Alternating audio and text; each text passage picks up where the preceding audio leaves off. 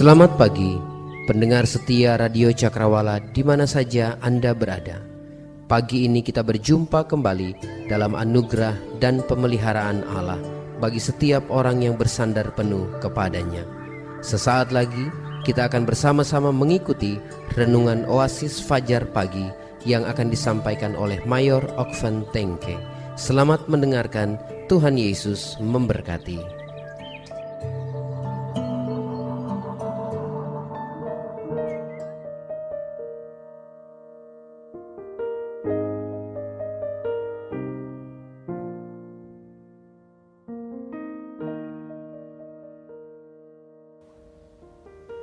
Sahabat Cakrawala yang dikasihi oleh Tuhan, kita bersyukur kepada Tuhan karena hari ini adalah hari di mana kita mengkhususkan diri untuk boleh beribadah kepada Tuhan. Dan sebelum kita melangkahkan kaki kita ke rumah Tuhan, maka pagi ini saya akan melayani saudara-saudara lewat program Oasis Fajar di Radio Cakrawala. Untuk itu sebelum kita mendengarkan firman Tuhan, mari kita berdoa.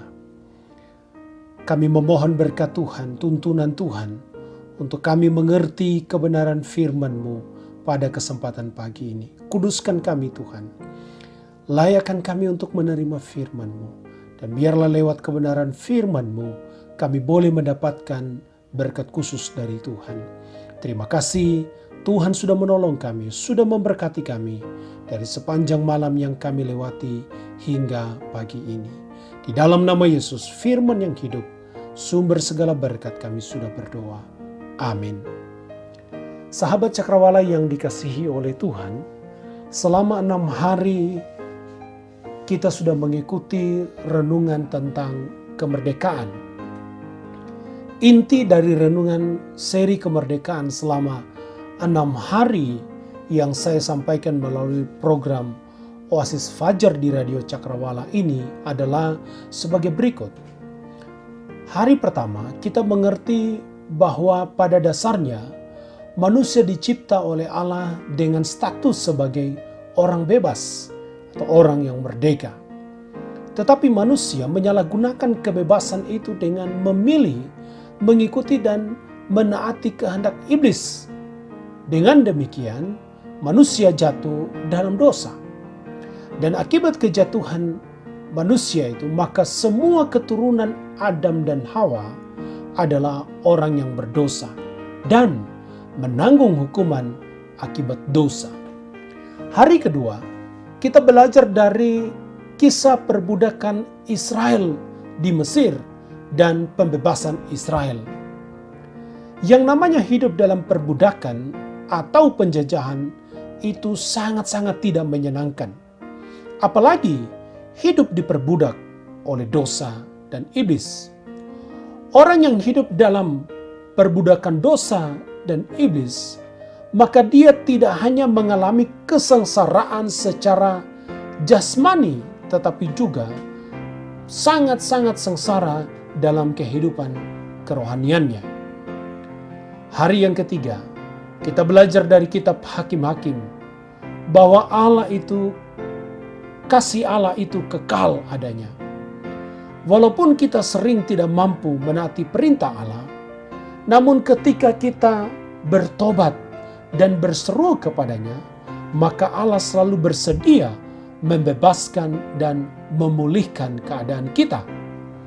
Kehadiran para hakim yang memimpin Israel kembali kepada Allah, sesungguhnya itu menjadi gambaran Yesus Kristus yang menjadi pemimpin dalam hidup kita dan memerdekakan kita dari dosa.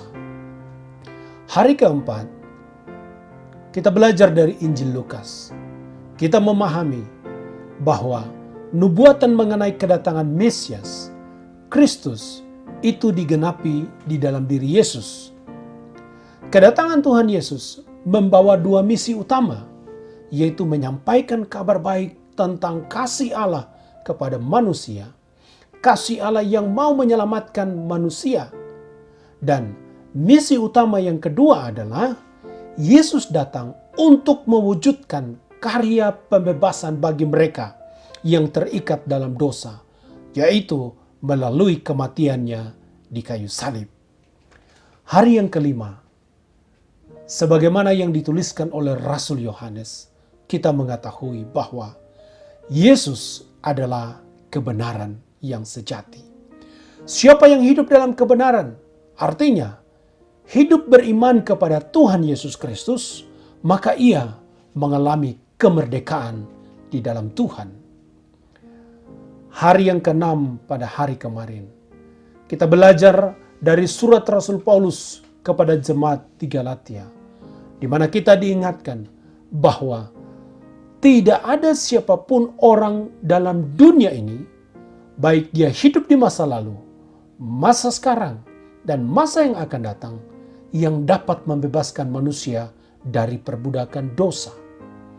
Entah dia disebut sebagai nabi, rasul, seorang raja, seorang pendeta, seorang presiden, apapun dia tidak dapat membebaskan manusia dari perbudakan dosa.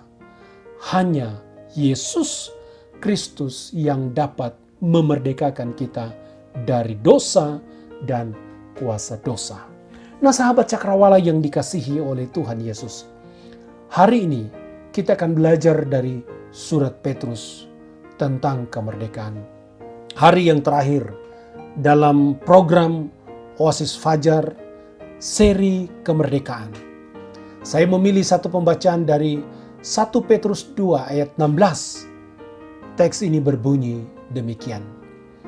Hiduplah sebagai orang merdeka dan bukan seperti mereka yang menyalahgunakan kemerdekaan itu untuk menyelubungi kejahatan-kejahatan mereka. Tetapi hiduplah sebagai hamba Allah.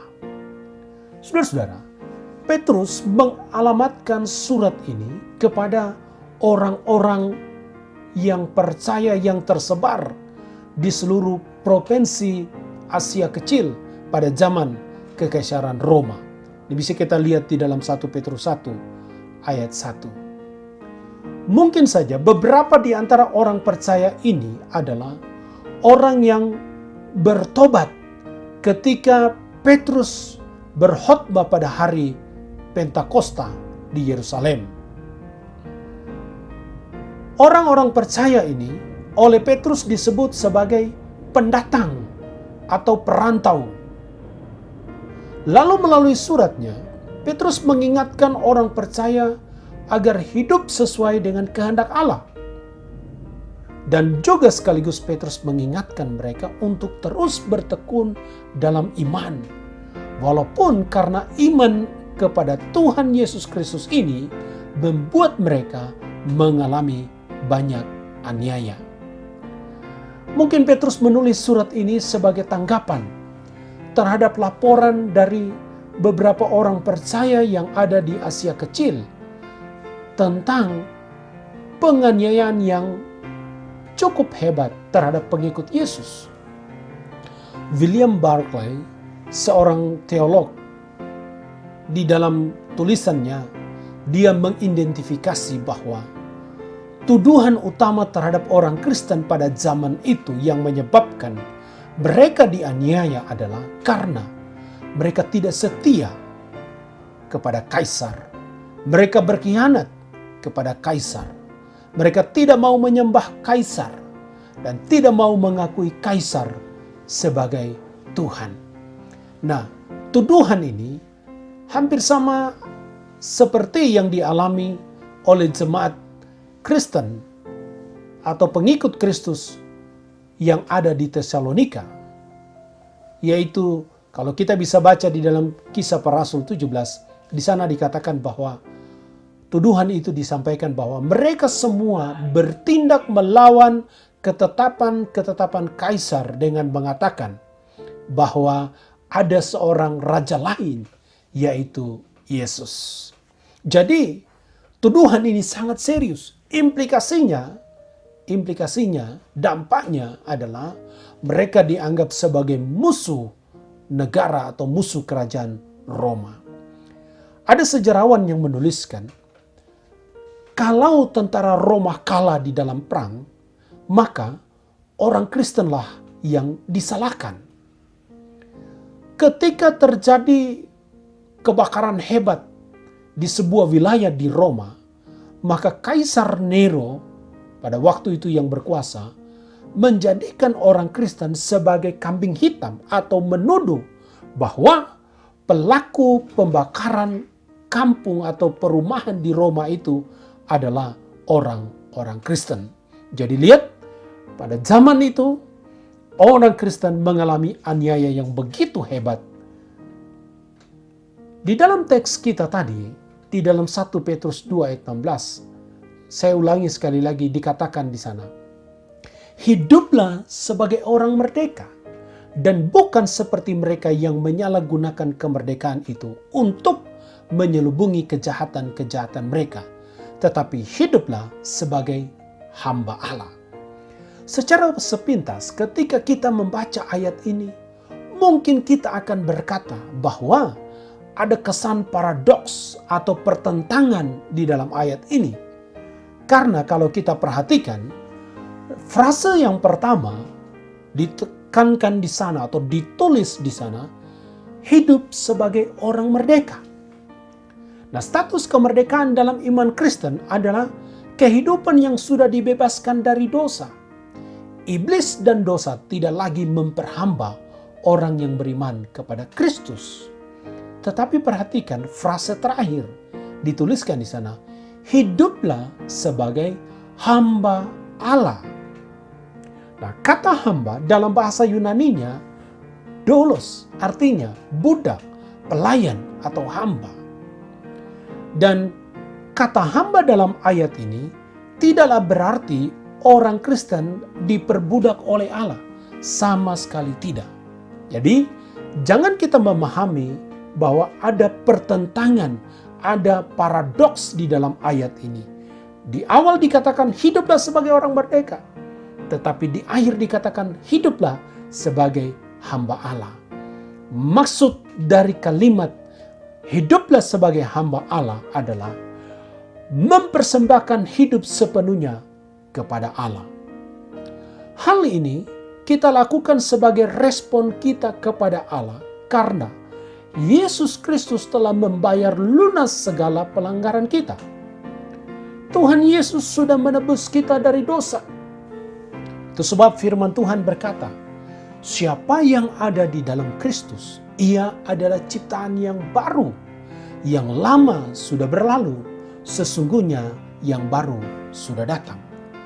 Pada masa lalu, masa sebelum pertobatan kita, masa sebelum kita beriman kepada Kristus, masa sebelum kita lahir baru, maka hidup kita, tubuh kita dipakai untuk memuaskan keinginan daging dan iblis, yaitu percabulan, kecemaran, hawa nafsu, penyembahan berhala, sihir, pertengkaran, perselisihan, iri hati, amarah, mementingkan diri sendiri, percideraan, roh pemecah, kedengkian, kemabukan, pesta pora, dan lain sebagainya.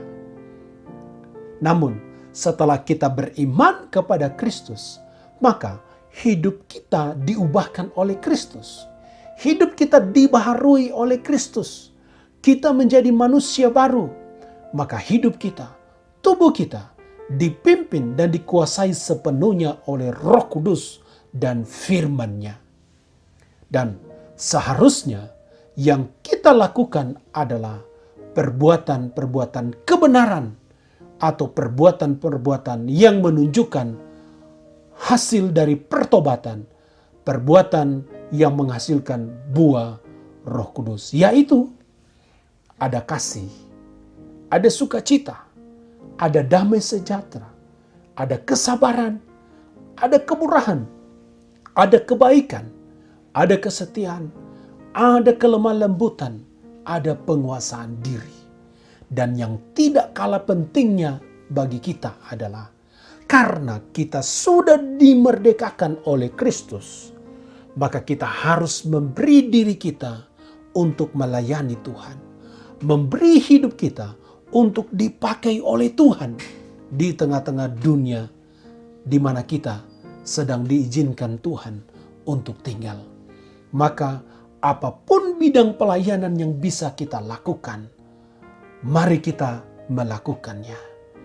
Mari kita memuliakan Tuhan dengan seluruh aspek kehidupan kita.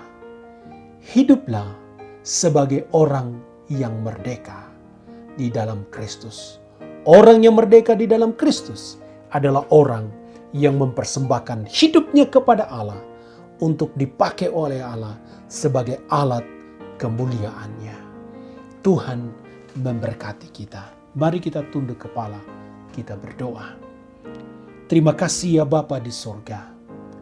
Perenungan firman Tuhan pada hari ini menegaskan kepada kami apa yang harus kami lakukan setelah kami mengetahui bahwa sesungguhnya Kristus telah memerdekakan kami.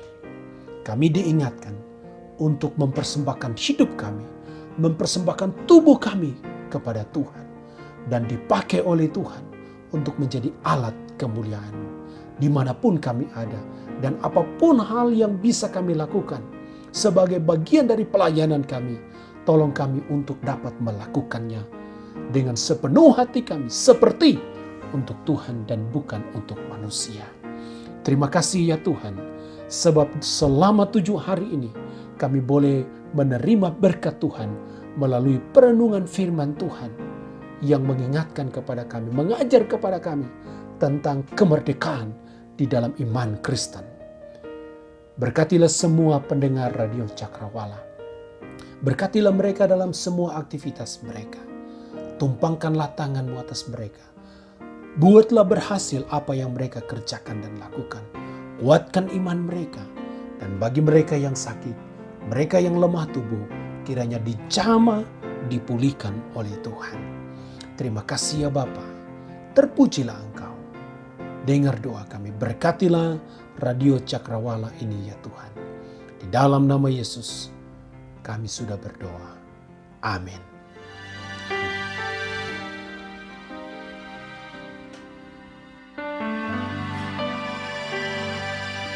Sama-sama lagu ini ya. Saat ku lemah, hampir tak berdaya, saat ku hancur, berkeping-keping, aku diam di sisimu. Aku mencari wajah-Mu. Saat semua orang mencaciku,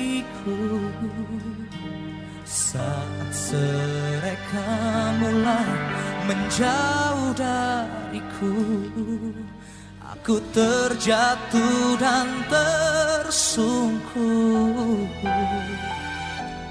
Aku tak mampu jauh dari-Mu. Kau kekuatanku, semangat hidupku. Tak ada yang bisa bangkitkanku lagi. Hanyalah diri-Mu, sahabat sejati. Kau kemenanganku ketika ku kalah, dan tak pernah Kau ingkari janji-Mu. Selalu sempurna dan selesai di hidupku.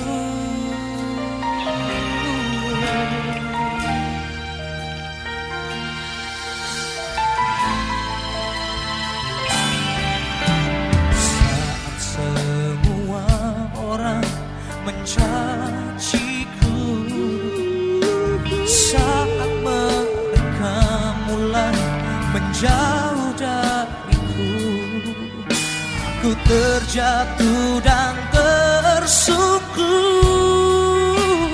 Aku tak mampu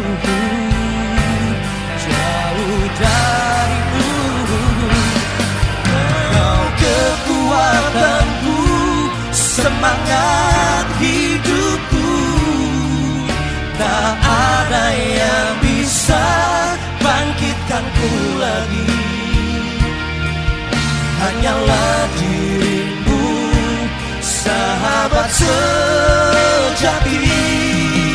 Kau kemenanganku ketika ku kalah, dan tak pernah kau ingkari janjimu, selalu sempurna.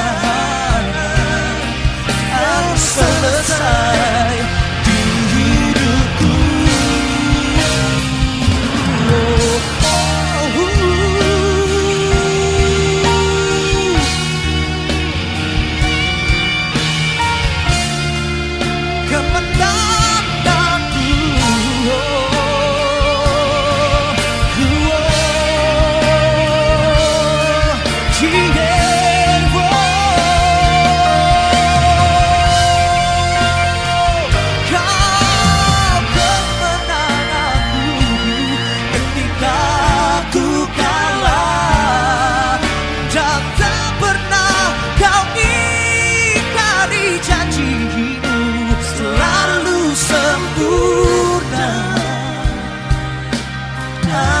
Selesai di hidupku.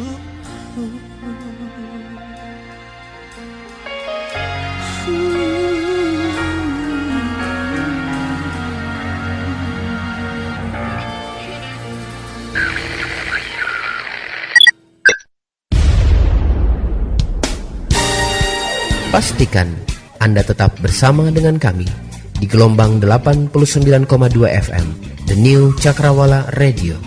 God bless us.